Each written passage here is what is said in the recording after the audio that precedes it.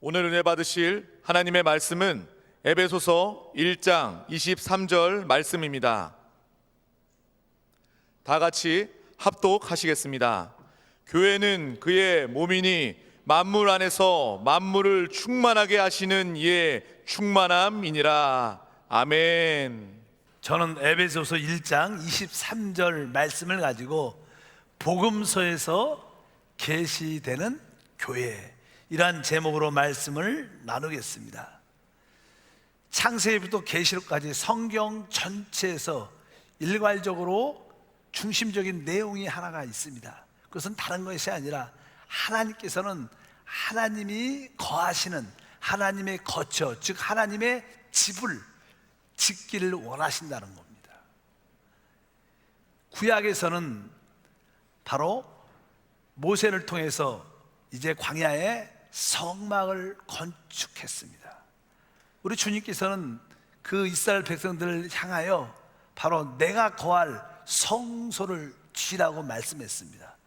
결국 그들이 축복의 가나안 땅에 들어가서 바로 솔로몬을 통하여 하나님의 성전을 건축하죠. 그 성막과 성전은 하나님의 집으로서 하나님은 하늘에 홀로, 신의 산에 홀로 계시는 것이 아니라 하나님 백성과 함께 하길 원하셨습니다. 성막이 건축되고 성전이 건축되자 이제 하나님은 그곳에 임재하셔서 하나님 백성과 함께 진행하고 하나님과 모든 것을, 하나님과 함께 백성들과 함께 모든 것을 행하신 것을 우리는 알 수 있습니다. 또 구약에 예표된 그 성막과 성전은 신약에서 교회를 의미합니다. 바로 이 신약 시대의 교회는 바로 하나님이 거하시는 집입니다. 바로 이 하나님이 거하시는 이 집은 바로 구원받은 바로 여러분과 저를 통해서 이 땅에 세워지는 하나님의 집인 것을 확실히 믿습니다. 그래서 하나님은 이제 하나님의 자녀들과 함께 하기를 원하신다. 성경에서 보면 하나님께서는 계속 바로 이런 말씀을 우리에게 주십니다.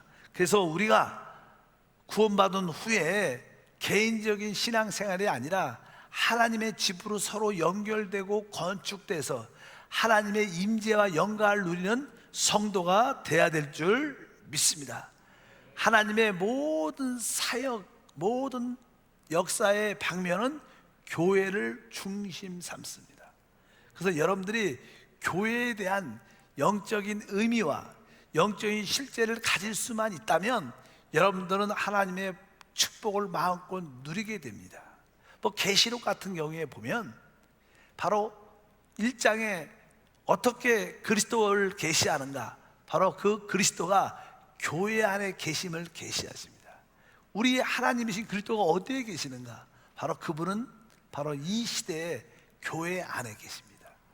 그래서 여러분들이 참된 교회가 무엇인가를 알 때 여러분들의 축복은 다시 한번 시작되는 줄 믿습니다. 그래서 우리 신앙생활이 무엇인가? 신앙생활은 다른 것이 아니라 우리의 봉사와 섬김은 바로 성경에 계시된 그런 교회를 재현, 회복하는 것입니다. 한세의 교회, 우리의 꿈이 있다면 바로 성경에 계시된 그런 교회가 이루어져서 그곳에 하나님의 임재와 영광과 축복과 능력이 있기를 사모하는 것입니다. 바로 여러분의 봉사 섬김은 바로 그러한 목표를 향해서 달려가는 줄 믿습니다. 성경에서 계시하는 교회는 어떠한 교회인가? 그것을 우리가 오늘 말씀을 통해서 한번 깨닫기를 진심으로 원합니다. 첫 번째, 이 복음서의 마태복음에는 어떻게 교회를 계시하고 있는가? 이 마태복음에서 첫 번째 교회라는 단어는 마태복음 16장에 나옵니다. 주님께서 제자들에게 가이사랴 빌립보로 이끈 다음에 너희는 나를 누구라고 하느냐, 이렇게 질문을 던지고 그 질문에 대해서 베드로가 놀라운 고백을 합니다. 주는 그리스도시요 살아계신 하나님의 아들입니다. 그러니까 우리 주님께서 베드로를 축복하셨습니다. 바요나 시몬아, 네가 진짜 복이 있다. 그러나 네가 이것을 알게 된 것은 네 스스로 한 것이야. 네 스스로 알게 된 것이 아니라 하나님이 계시해 주셨기 때문이다. 그리고 나서 마태복음 16장 18절에 말씀합니다. 다 같이 합독하면 또 내가 내게 이르노니 너는 베드로라, 내가 이 반석 위에 내 교회를 세우리니 음부의 권세가 이기지 못하리라. 주님께서 말하죠. 내가 너에게 다시 한번 말한다. 너는 이제 베드로다. 원래 베드로라는 뜻은 돌이라는 뜻입니다. 너는 돌이 될 것이다. 이 반석 위에 내 교회를, 바로 이 단어가 처음으로 교회라는 단어가 나와요. 이 반석 위에 내 교회를 세우겠다. 반석 위에 세워진 교회. 여기서 말하는 반석은 무엇인가? 베드로가 하나님의 계시를 받아 예수를 그리스도라고 고백한 그 믿음의 계시를 말씀합니다. 그러니까요, 우리가 진정한 교회가 되려면 바로 예수를 그리스도로 확실하게 계시를 통한 고백이 있어야 된다는 겁니다. 하나님의 계시가 없다면 우리는 예수를 그리스도라고 부를 수 없고 또 그분을 믿을 수도 없습니다. 그럼 교회가 될 수도 있지 않습니다. 참된 교회는 바로 하나님의 계시를 받아 예수를 그리스도라고 고백하는 자들이 모인 곳이 교회라는 거예요. 여러분 모두가 예수를 그리스도라고 고백한 믿음의 반석이 있는 줄 믿습니다. 바로 그냥 사람들이 모여서 교회 예배당에 모여서 그것이 교회가 아니라 예수를 그리스도라고 고백하는 자들이 모인 곳이 바로 교회다. 그것을 여러분들이 확실히 알길 바랍니다. 바로 그런 사람들은 바로 하나님이 영적인 눈을 열어주신 자들입니다. 여러분 모두에게 열린 눈이 있어 바로 그리스도를 알게 된 줄 믿습니다. 그리스도를 아는 자들, 그런 자들이 바로 교회가 된다, 이렇게 말씀을 드릴 수 있습니다. 두 번째는 아까 다시 16장 18절 뒤에 읽어보니까 내가 이 반석 위에 내 교회를 세우리니 음부의 권세가 이기지 못할 것이다. 음부의 권세, 음부라는 뜻은 사망이라는 뜻입니다. 여러분 이 세상에서 최고의 왕, 높은 자는 누군가? 그것은 사망, 죽음이라는 겁니다. 이 땅에 세상의 왕 노릇하는 것은 사망입니다. 이 땅의 모든 사람은 죽음의 지배 아래 있습니다. 결국 이 땅에 있는 사람들은 다 죽습니다. 어떤 누구도 그 죽음을 이길 수 없습니다. 사망의 권세, 음부의 권세를 마귀는 가지고 있습니다. 그래서 역대로 다 사람이 죽었지만 누구도 죽음에서 살아나지 못했습니다. 그러나 성경에 보면 바로 우리 주 예수님이 죽은 지 3일 만에 부활하셨습니다. 바로 우리 주님께서 부활하시고 말씀하십니다. 바로 사망과 음부의 열쇠를 내가 갖고 있다. 이제 그분은 바로 사망과 음부의 열쇠를 그분이 갖고 계셔서 그 사망의 문을 열 수 있고 음부의 문을 열어낼 수 있다는 것입니다. 그 사망이 더 이상 예수님을 붙잡을 수 없다는 뜻을 가집니다. 바로 교회라는 것은 바로 사망의 권세를 이기는 곳을 교회라고 말씀합니다. 우리에게 종종 어떤 질병이나 연약함이나 어떤 문제로 인하여 죽을 수밖에 없는 그런 애통한 상한 마음을 갖고 진짜 죽을 수밖에 없는 그런 모습을 할 때가 있습니다. 그런 상황, 사망의 음침한 골짜기에서 어떻게 이길 수 있는가? 바로 우리는 교회 안에 계신 부활의 주님을 통해서 이길 수 있는 줄 믿습니다. 예수님은 바로 부활의 능력이십니다. 예수님은 부활하신 그리스도이신 줄 믿습니다. 즉 그분은 사망, 음부를 이기는 능력자라는 것입니다. 여러분 모두에게 참된 교회가 생활 안에 우리가 있다면 우리는 사망도 이기고 음부도 이기는 생명의 주님을 누리게 될 줄 믿습니다. 그래서 종종 여러분 삶 가운데 어떠한 연약한 질병 때문에 두려움이 다가와도 이제 담대하게 그 염려와 두려움을 떨쳐버리고 나에게 역사하는 모든 음부의 권세는 물러가라, 사망의 권세는 물러갈지어다. 바로 부활하신 예수 그리스도가 누구신가? 바로 우리 안에 계신 성령이십니다. 성령이 바로 부활의 영인 줄 믿습니다. 그래서 여러분들은 담대하게 성령을 심어서 내게 역사하는 사망 권세는 물러갈지어다, 음부의 권세는 떠나갈지어다. 마태복음에서 뭐라고 계시합니까? 바로 음부의 권세를 이기는 바로 그곳이 바로 교회다. 여러분들이 그러한 교회의 축복을 누리기를 바랍니다. 이제 세 번째로 이제 성경은 어떻게 복음서에서 말씀하냐, 특별히 우리 누가복음에 보면 교회에 대한 그림들을 몇 가지 보여줍니다. 첫 번째는 누가복음 10장에 보면 어떤 한 사람이 여리고에서 내려오다가 강도를 만나게 됩니다. 강도를 만나게 되는데, 그 강도가 그 재산을 다 빼앗고 그를 거반 죽게 만들어 버립니다. 그리고 길에 던져져 버립니다. 많은 사람들이 지나갑니다. 거기에 뭐 바리새인도 율법사도 많은 사람이 지나가는데 아무도 돌보지 않습니다. 근데 사마리아 한 사람이 지나가다가 그 사람을 돌보아 줍니다. 그를 상처에다가 기름과 포도주를 발라주고 그를 자기 짐승에 태워서 또 주막집에 데리고 와서 그를 다시 돌보아주는 그런 이야기가 사마리아 사람인데, 그래서 우리는 보통 그를 선한 사마리아인 이렇게 말하지만 그 선한 사마리아인은 사실 우리 주 예수님을 예표합니다.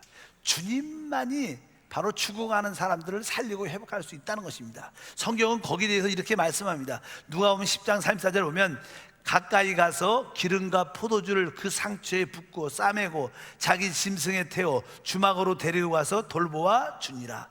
이 선한 사마리아 사람은 오늘 말씀해 보니까 그 상처가 입어 죽어가는 그 사람에게 기름과 포도주, 이 기름이라는 것은 우리가 신약에서 성령을 말하고, 포도주는 다른 것이 아니라 예수의 피를 상징하죠. 예수님께서 바로 십자가에서 피 흘려 죽으시고 부활하셔서 성령을 바로 죽어가는 우리에게 부어주셔서 우리를 살리신다는 겁니다. 우리는 바로 마귀에 의하여 도둑질하고 죽이고 멸망당할 수밖에 없는 그런 상황 가운데 있었는데, 주님께서 우리를 그분의 피와 성령으로 우리를 살리고 회복하여 그분이 우리를 태워 주막집, 성경에서 바로 교회는 바로 주막집, 그를 돌보아주는 주막집이다 이렇게 성경에 말씀합니다.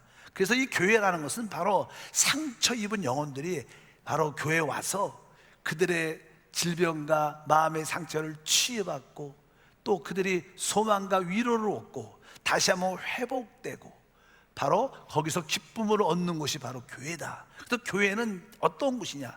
바로 상처받은 영혼들이 와서 치유받고 위로받고 회복되고 기쁨을 회복하는, 축복을 회복하는 것이 교회인 줄 믿습니다. 우리 모두는 바로 한세교회가 그런 교회가 되길 주님은 축복합니다. 상한 마음이 있을 때마다 여러분들이 주 교회 앞에 와서 교회 안에서 하나님의 그 치유를 받기를 바랍니다. 한편적으로 교회는 그렇게 상처받은 자들을 어떻게 돌보고 회복하는 일에 열정을 다 가져야 됩니다. 그래서 우리 교회와 재직들은 성도들을 돌보고 회복해서 그들에게 치유와 회복과 소망을 주는 그러한 곳이 바로 교회다. 바로 영적으로 교회는 주막집 같은 곳이다, 이렇게 말씀을 드릴 수 있습니다. 또 하나가 있습니다. 이 누가복음 15장에 보면 우리가 돌아온 탕자에 대한 비유를 많이 들어봤어요. 둘째 아들이 자기 재산을 아버지께 억지로 달래갖고 결국 아버지가 줄 수밖에 없습니다. 그래서 그 재산을 가지고 먼 타국에 가서 거기서 화랑방탕하고 돈을 다 소비하고 다 낭비하고 다 잃어버립니다. 결국 그는 돈도 다 없어지고 결국 먹을 것이 없게 돼서 그는 마음속에, 야, 우리 아버지 집에는 먹을 것도 많고 품금도 많은데 나는 여기서 굶주려 죽는구나. 그러면서 다시 돌이켜 뉘우쳐서 내가 아버지의 집으로 돌아가리라. 그리고 아버지의 집으로 돌아오는 그런 내용들이 기록이 되어 있습니다. 누가복음 15장 17절의 내용이 그런 겁니다. 이에 스스로 돌이켜 이르되 내 아버지에게는 양식이 풍족한 품꾼이 얼마나 많은가. 나는 여기서 주려 죽는구나. 내가 아버지 집으로 돌아가리라. 그리고 그 돌아온 탕자가 되죠. 그럴 때 아버지가 먼 데서부터 아들이 옴을 기다리고 있죠. 아주 거리가 먼데 멀리서 늘 기다리는 마음이 있었긴 해. 딱 멀리서 보니까 점같이 작지만 아버지는 느껴, 아들이다, 내 둘째 아들이다. 그래서 그 아들을 안아주고 그 아들에게 볼을 맞추며 그 아들을 반겨주는 그런 내용들이 기록되어 있습니다. 성경에서 교회는 어떠한 곳인가? 바로 죄인들이 돌아오는 아버지의 집이라는 거예요. 이 세상에 많은 사람들이 방황합니다. 허랑방탕하여 사실 그들은 무엇인가 가졌다고 말하지만 그들은 아무것도 없는 진짜 가난한 자들입니다. 그래서 그들이 병으로, 질병으로, 물질로, 마음의 상처로 인하여 어려울 때, 야, 내가 아버지 집으로 돌아가리라, 이런 생각을 갖고 다시 한번 하나님께 돌아오는 그런 은혜가 있는 곳이 교회인 줄 믿습니다. 그래서 교회는 어떠한 곳인가? 죄인들이 돌아오는 아버지의 집이다. 그래서 교회는 아버지 같은 마음을 가져야 돼요. 우리 모든 성도들은 아버지 같은 마음을 갖고 믿지 않는 사람들이 하나님께 돌아올 수 있도록 우리가 준비해 줘야 되고, 그들이 돌아올 때 우리는 진짜 그들을 안아주고 위로해 주고 품어줘야 될 줄 믿습니다. 요즘에는 저는 우리 사역자들과 아침마다 이렇게 외치는, 이렇게 고백하는 그러한 말씀들이 있습니다. 그 내용을 한번 따라 볼까요? 한번 따라 합시다. 우리 처음에는 새 가족, 그 다음에 약한 자, 어린 자, 뒤로 물러나 있는 자. 그러니까 우리 교회 안에서는요, 어떤 사람한테 신경을 써야 되냐면 새 가족한테, 처음 나왔으니까 교회에 대해 이해가 없죠. 그러니까 새 가족한테 관심이 있어야 되고, 또 영적으로 아주 약한 자들이 있습니다. 조금만 말을 들어도 시험 들고 섭섭해하고 약한 자가 있고, 어떤 분들은 이제 영적으로 성숙해야 되는데 아직도 성숙하지 않고 영적으로 어린 자가 있어요. 어린 자. 또 어떤 분들은 여러 가지 세상으로, 또 교회에서, 또 사람들 관계에서 시험 들어서 교회를 지금 살짝 떠나 있는 사람도 있습니다. 우리 교회는 바로 그런 사람들이 돌아올 수 있는 아버지 집이 돼야 돼요. 위로가 있는, 풍성함 있는 그런 아버지 집이 돼야 될 줄 믿습니다. 그래서 우리 한세 모든 성도들은 10월 13일 날 여러분 마음에 품고, 맞다, 내가 좀 더 새 가족에 신경 쓰고, 또 약한 자에게 신경 쓰고, 어린 자에게 신경 쓰고, 시험 들어서 조금 교회 떠나 있는 자에게 신경 쓰는 그런 마음을 가져야겠다. 교회는 어떠한 곳입니까? 아까 말씀드린 것처럼 주막집이 돼야 되고, 또 한편적으로 아버지 집이 되었어요. 진짜 상처받고 어려운 자들이 다시 돌아올 수 있는 곳이 바로 교회인 줄 믿습니다. 누가복음은 바로 교회를 그렇게 설명을 하고 있습니다. 또 그러면 요한복음에서는 어떻게 교회를 설명하고 있는가? 교회, 요한복음은 특별히 영적인 내용이 많이 기록되어 있죠. 첫 번째, 요한복음은 교회가 어떠한 것인가? 교회는 바로 그리스도의 신부다, 이렇게 설명합니다. 우리 침례 요한이 고백한 요한복음 3장 29절 말씀을 읽어보면, 신부를 취하는 자는 신랑이나 서서 신랑의 음성을 듣는 친구가 크게 기뻐하나니 나는 이러한 기쁨으로 충만하였노라. 처음에 사역을 할 때, 침례 요한할 때 많은 제자들이 있었어요. 그리고 나서 그냥 제자들이 그냥 많이 회개하라, 천국이 가까이 있다, 그런 복음 메시지를 듣고 회개하는 많은 사람들이 침례 요한을 선지자로 따랐었습니다. 그런데 이제 침례 요한이 예수님이 나타나자 많은 사람들에게 증거하죠. 봐라, 세상 때를 지구하는 하나님의 어린 양이다. 그리고 나서 예수를 증거해 줍니다. 그러니까 종종 많은 사람들이 이제는 침례 요한에게서가 아니라 예수님께 사람들이 돌아갑니다. 또 침례 요한한테 있었던 많은 제자들도 예수님을 따라가는 거예요. 그러니까 아주 추종자들이 있죠. 추종자들. 침례 요한은 추종자들이 마음이 섭섭해서 다른 사람들이 다 예수를 쫓아가면 우리를 떠나서 예수께 갑니다. 그러니까 이런 고백을 한 거예요. 오늘 말씀이 뭐냐면, 신부를 취하는 자는 신랑이다. 바로 많은 죄인들이 회개하고 누구한테 가야 되느냐? 신랑한테 가야 된다는 거예요. 왜? 바로 예수님은 바로 우리 구원받은 우리의 신랑이 되는 줄 믿습니다. 그런 의미에서 교회는 우리의 신부인 것을 설명하고 있다는 것입니다. 그래서 교회는 바로 그리스도의 신부가 됩니다. 원래 신랑과 신부, 또 남편과 아내, 이 의미는요, 신랑과 신부는 영적으로 같은 본성과 같은 본질을 가지고 있다는 것을 우리가 기억해야 돼요. 여러분, 교회라는 게 무엇인가? 여기에 설명이 잘 나와 있죠. 창세기 2장에 보게 되면 하나님이 처음에 첫 번째 아담을 창조하십니다. 근데 아담을 창조하신 뒤에 보니까 혼자 있는 것이 좋지 않아서 하나님이 그의 배필, 그의 아내를 만들어 주십니다. 그 내용이 성경은 이렇게 써 있습니다. 창세기 2장 18절부터 읽어보니까, 야훼 하나님이 이르시되 사람이 혼자 사는 것이 좋지 아니하니 내가 그를 위하여 돕는 배필을 지으리라 하시니라. 야훼 하나님이 아담을 깊이 잠들게 하시니 잠들매 그가 그 갈빗대 하나를 취하고 살로 대신 채우시고, 야훼 하나님이 아담에게 취하신 그 갈빗대로 여자를 만드시고 그를 아담에게 이끌어 오시니, 아담이 이르되 이는 내 뼈 중에 뼈요 살 중에 살이라. 이것을 남자에게 취하였은즉 여자라 부르리라 하니라. 여기 보니까 아담의 배필을 만들 때 아담을 잠들게 한 다음에 그 갈빗대를 하나 취하고 그 부분에 살을 채우시고 그 갈빗대로 뭘 만들었어요? 그 여자 하를 만들었다. 그래서 그 하가 아담에게 오니까 내 뼈 중에 뼈요. 왜 자기 뼈로 만들었으니까 내 살 중에 살이라 고백합니다. 원래 아담과 하는 재료가 똑같아요. 본질적으로는 아담에게서 하가 나온 거예요. 왜? 그의 갈비뼈로 만들어졌으니까. 원래 안에 신부는 그런 의미를 갖고 있습니다. 교회라는 것은 그리스도에게서 나온 것만 교회라는 뜻을 갖고 있는 거예요. 여러분, 어떻게 안에 하가 됐습니까? 아담에게서 나온 것으로 바로 하가 된 거예요. 이 교회라는 것은 그리스도에게서 나온 것만 교회입니다.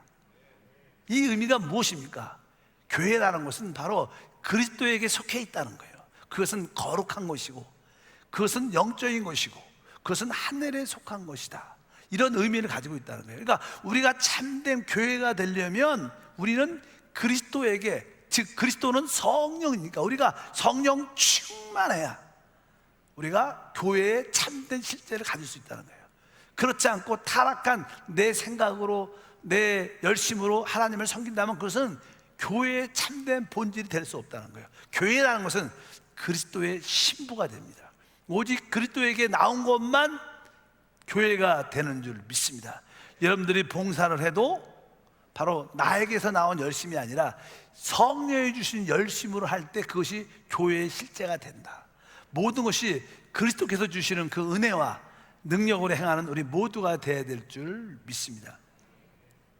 어떤 분이 재밌는 이야기를 하나 해주셨는데 이런 얘기를 해요. 목사님, 남자가 강해요? 여자가 강해요? 이런 질문을 했어. 뜬금없이 그런 질문을 해서 왜요? 그러니까 보면요, 여자가 훨씬 강합니다. 이렇게 말해요. 왜 그래요? 그러니까 남자는요, 성경 보세요. 남자는, 아담은 흙으로 만들어졌잖아요. 근데 여자는 뼈로 만들어져서 흙과 뼈로 상대가 안 된다는 거. 그래서 시간이 지나면 점점 여자가 세지게 돼 있습니다. 그러니까 결혼한 사람들이 대부분 그 말이 맞긴 맞아요. 이렇게 얘기를 하는 거 보니까 어쩌든지 그런 의미도 있겠지만 실제로 아담과 하는 같은 존재예요. 그리스도와 교회는 본성과 본질에서 똑같은 것을 꼭 기억하셔야 돼요. 그래서 여러분들이 참된 교회 안에 있으려면 그리스도에게 속한, 성령에 속한 것으로 여러분들이 무장될 때 바로 여러분은 그리스도 안에 있는 축복을 누리게 될 것을 믿습니다. 그리고 요한복음에는 또 한 가지 더 말씀하는데, 요한복음 15장 5절 말씀을 읽어보면 나는 포도나무요 너희는 가지라. 그가 내 안에 내가 그 안에 거하면 사람이 열매를 많이 맺나니 나를 떠나서는 너희가 아무것도 할 수 없습니다. 여기 보면 우리 주님께서 늘 말씀하시는 나는 포도나무고 너희는 가지다. 교회는 무엇인가? 바로 가지입니다. 가지. 이것은 뭐예요? 포도나무와 가지는 원래 붙어 있어요. 원래 포도나무가 곧 어떻게 보면 가지죠.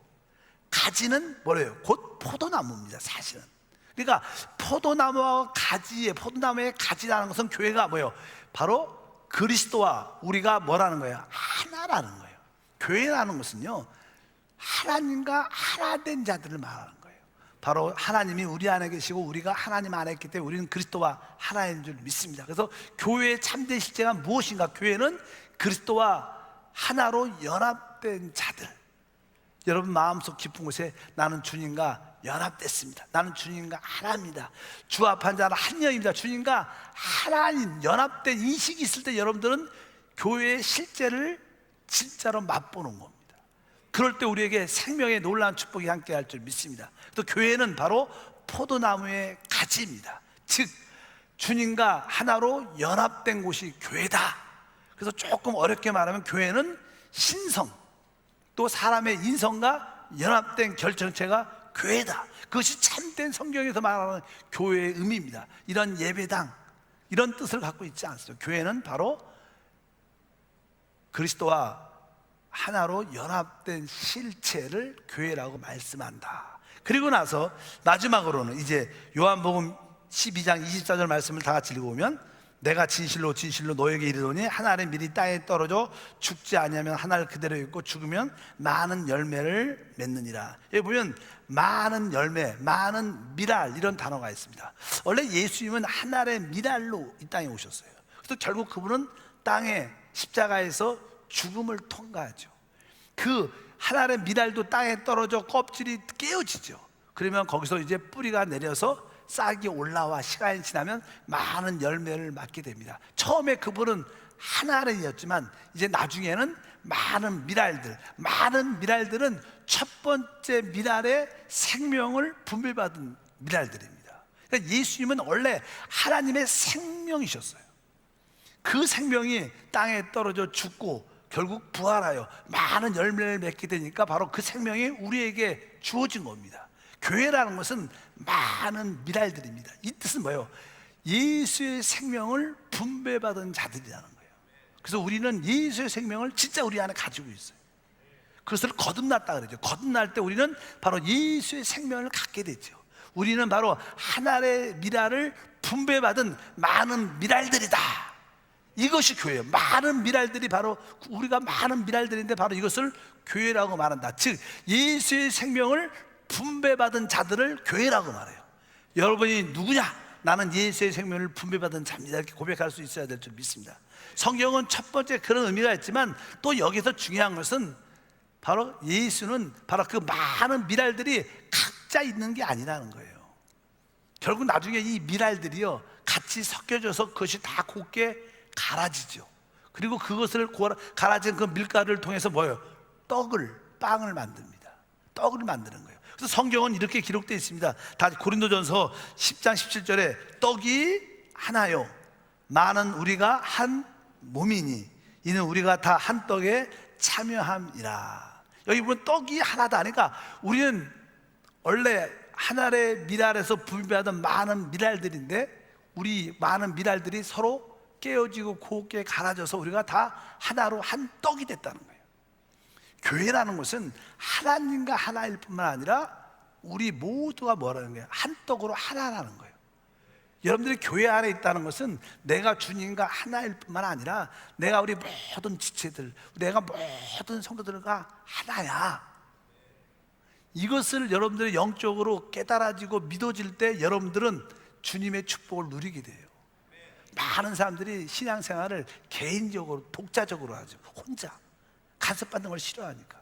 근데 교회는 그런 곳이 아닙니다. 교회는 한 몸, 한 떡입니다. 그러니까 주님과 우리가 하나일 뿐만 아니라 우리 모든 지체들이 하나구나. 이것을 깨달을 때 여러분들은 진짜 교회를 알게 되는 거예요. 아까 말씀했습니다. 계시록에서 우리 그리스도 하나님이 어디 계시는가? 그분은 교회 안에 계셔요. 교회 안에 교회의 머리로서 바로 교회의 오직 능력을 부어주고 계셔요. 그러니까 여러분들이 교회 안에 있을 때 그 축복을 누리게 되는 거예요.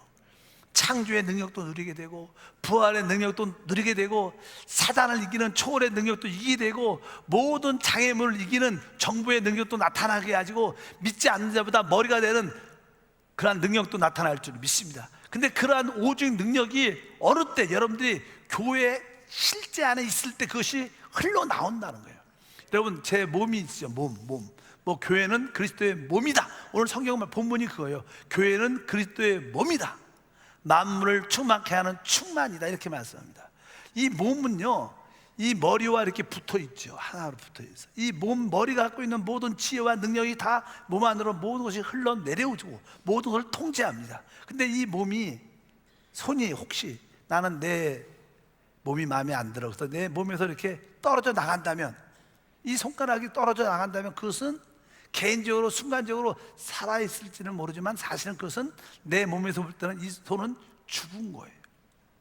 죽죠. 죽은 겁니다. 마찬가지로 여러분들이 이 몸 안에 있으면 하나님의 축복, 머리의 축복이 우리 가운데 누려지는 거예요. 많은 사람들은 교회를 다니고 예수를 믿는데 축복을 풍성하게 누리지 못하죠. 왜 그럴까? 그들은 교회라는 걸 몰라요. 내가 개인적으로 열심히 하나님을 믿으면 축복을 받을 수 있다고 생각을 많이 합니다.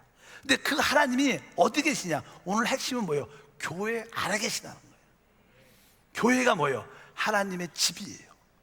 교회가 바로 하나님과 하나 되는 공동체인 줄 믿습니다. 그렇기 때문에 여러분들은 올바른 교회 생활을 하면 하나님의 축복을 누릴 수 있다.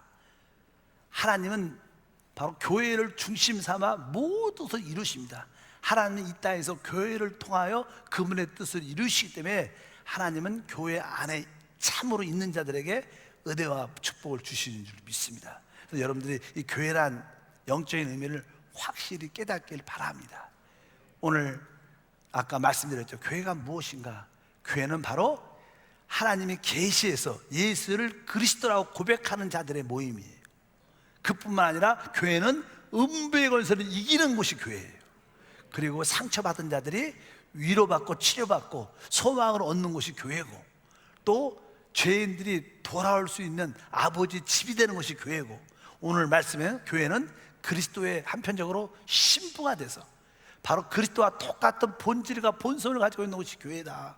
그리고 하나의 미랄의 생명을 부여받은 많은 미랄들, 예수의 생명을 부여받은 자들이 교회고, 마지막으로 교회가 무엇인가? 교회는 바로 그리스도의 몸인 줄 믿습니다. 즉 우리가 하나님과 하나일 뿐만 아니라 우리 서로가 진짜 하나구나, 이것이 깨달아지는 자들이 진짜 교회를 만진 자들이에요. 영적으로 교회를 만지면 머리에 있는 축복이 흘러 들어옵니다.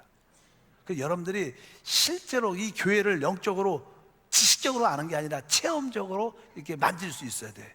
그러면 여러분들은 예수님과 연결되어 있고 그 생명의 축복이 흐를 줄 믿습니다. 교회는 주님과 하나일 뿐만 아니라 뭐예요? 우리와도 서로 모든 성도와도 하나다. 아, 내가 모든 성도와 진짜 하나 안에 있구나. 내가 하나의 미랄로 남아있으면 안 되구나.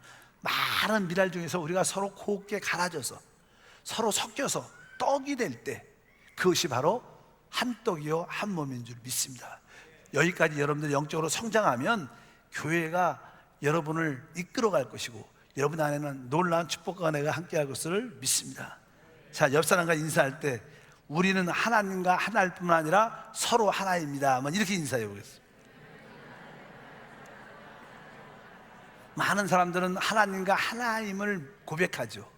그러나 그것보다 한 단계 더 높은 고백은 이제 우리도 하나이다, 우리도 진짜 하나입니다 고백할 때 참된 그리스도와 하나님을 아는 여러분들 줄 믿습니다. 기도하겠습니다. 하나님 아버지, 진심으로 감사합니다. 다시 한번 복음서에서 계시된 교회를 우리가 다 볼 수 있도록 깨달아 주시고 영적인 지혜와 은혜를 더하여 주옵소서. 주 예수 이름으로 기도함나이다. 아멘.